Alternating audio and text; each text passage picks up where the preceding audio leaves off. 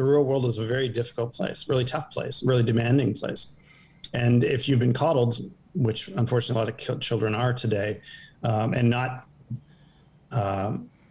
not set the expectation with them that they're going to face, adversity and challenges, man, you're not doing yourself and a parent any favor as a parent. Welcome to the Business of Parenting podcast. Tune in as we discuss the principles of successful parenting as a business professional. Here's your host, Jason Harris. The world expects them to be competitive, and no one ever taught them how to do it.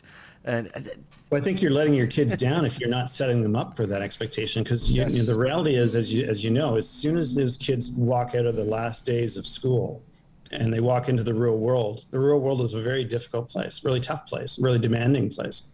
And if you've been coddled, which unfortunately a lot of children are today, and have not set the expectation with them that they're going to face, adversity and challenges, man, you're not doing yourself and a parent any favor as a parent. I'll tell you that. You're certainly not doing your kids any favor either. Well, and then I want to take it kind of one step farther. I actually find myself to be a competitive parent within myself.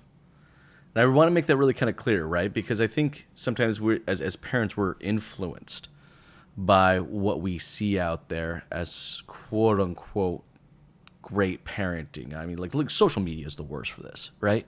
You can go on there and you can find, 52 parents that look like they're got their crap together. They're getting up in the mornings. They're running successful business. They're running successful families, right?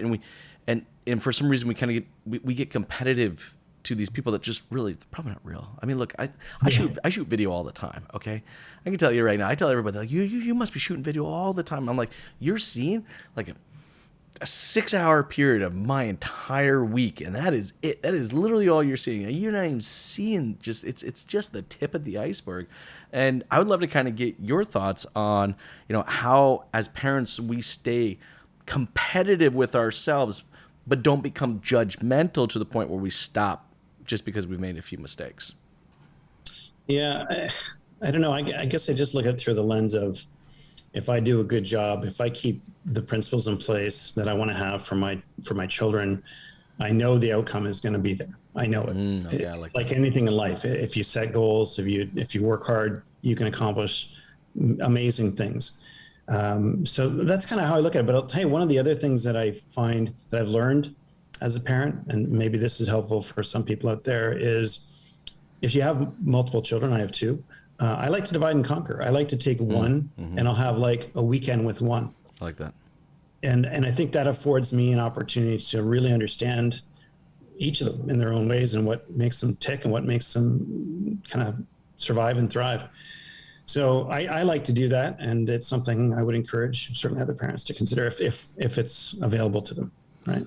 Well, what I was thinking as you're saying that is I have to look at this kind of as a marathon. It's very similar to the way we talk about business. We talk about business as marathons a lot too, right? Like in being an entrepreneur is a successful entrepreneur is finding a pace, all right, that you can actually successfully execute on a very regular basis. But you can't compare your pace to everybody else's pace. It's your pace. You're being competitive with yourself, and I find parenting is kind of the same way. Like just because my pace is this and your pace is that doesn't make a difference, right? We're still all running the exact same marathon. The key is that we're pushing ourselves to find that pace that we're comfortable with, and just kind of to be comfortable with being uncomfortable. Yeah, I think is the key. Yeah, I think the analogy of a marathon is a good one, because it is a long investment with your children in terms of getting them to the stage that they're ready to leave the nest. And I honestly believe that as a parent, your priority should be to set them up for success, right? Mm-hmm. Like, so if there's things that they need to learn how to do, let's say they need to learn how to cook, right? Or they need to learn how to do their own laundry, or they need how to clean the house.